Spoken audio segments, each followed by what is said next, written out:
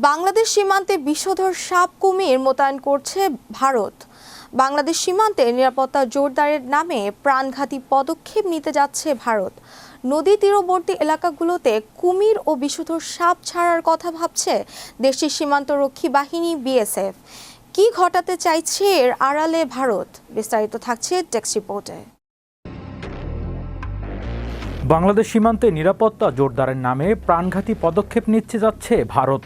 নদীর তীরবর্তী এলাকাগুলোতে কুমির ও বিষধর সাপ ছাড়ার কথা ভাবছে দেশটির সীমান্তরক্ষী বাহিনী বিএসএফ। কাঁটাতারের বেড়া বসানো সম্ভব নয় এমন দুর্গম নদী ও জলভূমি অঞ্চলে প্রাকৃতিক বাধা তৈরি করতেই এই উদ্যোগ নেওয়া হয়েছে বলে জানা গেছে। তবে ভারতের এই পরিকল্পনা বাস্তবায়িত হলে তা শুধু অনুপ্রবেশ ঠেকানোর মধ্যেই সীমাবদ্ধ থাকবে না, বরং সীমান্তবর্তী বাংলাদেশি সাধারণ মানুষের জন্য বড় ধরনের প্রাণঘাতী হুমকি তৈরি করতে পারে বলে আশঙ্কা করছে বিশ্লেষকরা। সম্প্রতি আন্তর্জাতিক গণমাধ্যম আল জাজিরার এক প্রতিবেদনে বলা হয়, বিএসএফের সদর দপ্তর থেকে একটি অভ্যন্তরীণ নির্দেশনা জারি করা হয়েছে।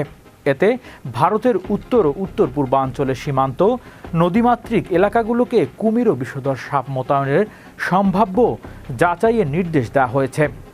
প্রতিবেদনে আরও উল্লেখ করা হয়, ভারতের কেন্দ্রীয় স্বরাষ্ট্রমন্ত্রী অমিত শাহের নির্দেশে এই পরিকল্পনার কাজ শুরু হয়েছে এবং এর আগে 9 ফেব্রুয়ারি বিএসএফ মহাপরিচালকের সভাপতিত্বে এক বৈঠকের বিষয়টি নিয়েও প্রাথমিক আলোচনা হয়। সীমান্তের মধ্যে প্রায় 3000 কিলোমিটার এলাকার ইতিমধ্যে কাঁটাতারের বেড়া নির্মাণ করা হয়েছে। তবে পশ্চিমবঙ্গ, আসাম, মেঘালয়, ত্রিপুরা ও মিজোরামের প্রায় 450 কিলোমিটার দুর্গম এলাকা এখনও বেড়া দেওয়া সম্ভব হয়নি। এর মধ্যে প্রায় 175 কিলোমিটার নদী ও জলভূমি হওয়ায় সেখানে প্রচলিত নিরাপত্তা ব্যবস্থা কার্যকর করা কঠিন। বিএসএফের দাবি, এই এলাকাগুলো দিয়েই সবচেয়ে বেশি অনুপ্রবেশ ও সীমান্ত অপরাধ ঘটে থাকে। এদিকে পরিকল্পনাটি প্রকাশে আসার পর আন্তর্জাতিক মহলে তীব্র প্রতিক্রিয়া দেখা দিয়েছে।